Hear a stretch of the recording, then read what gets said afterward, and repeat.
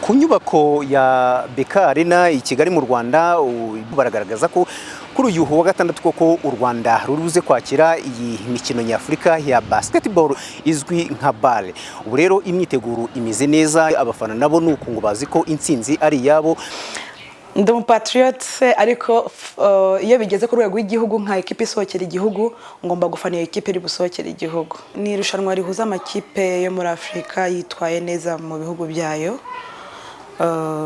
Ayabaye ayambere iwayo, noneho agahura agakina icyo bita playoff, hakabaho amajonjora, hakaza kubaho playoff n'amafinali. Bitegeho ko hazabaho impinduka nyinshi kuko ubu ngubu hazaza abantu batandukanye bo ku rwego rw'isi ba basket nka Daddy Dwayne, afitemo umwana uri gukina muri ekipe ya basket, azaza kumufana n'umukinnyi wo muri NBA.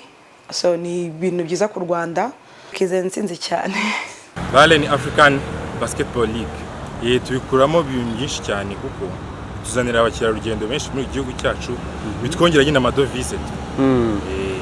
Ni umufana fana Reg irimo rwose cyane. Byaba byiza kukurushaho nk'abafana ba Reg yitwaye neza ikajyana no kuri finale. Nko muri BAL ubu ngubu ntabwo tureba ngo ni Reg cyangwa niki, ibihagariye u Rwanda n'ubu ibihagariye u Rwanda. Yatangiriye hano mu Rwanda iyi BAL kandi irakomeye, yakuriye abantu benshi baza muri Afrika cyane mu Rwanda kugira ngo bayirebe, abakinnyi bakomeye cyane bo muri NBA.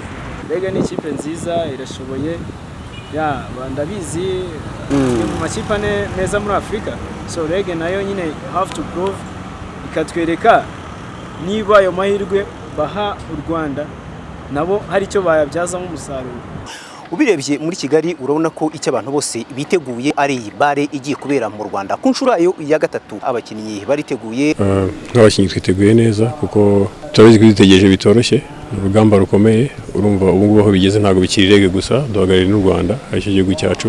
Nakubwira ko rero tugomba kwitegura n'imbaraga kugira ngo byibuze aho umwaka washize tubashije kugera ubu ngubu tuzahagere, kuko byaba bibabaje, byaba biteye n'isoni kuba dushobora kuba twakina ariko buri gihe tukagarukiye mu kimwe cya kane. Gukora ikintu ibyiza dufasha cyane mu rwego rwo mu kibuga, ituma tugaragara mu rwego rw'amahanga ku buryo dushobora kuva hano tukajya gukina ahandi.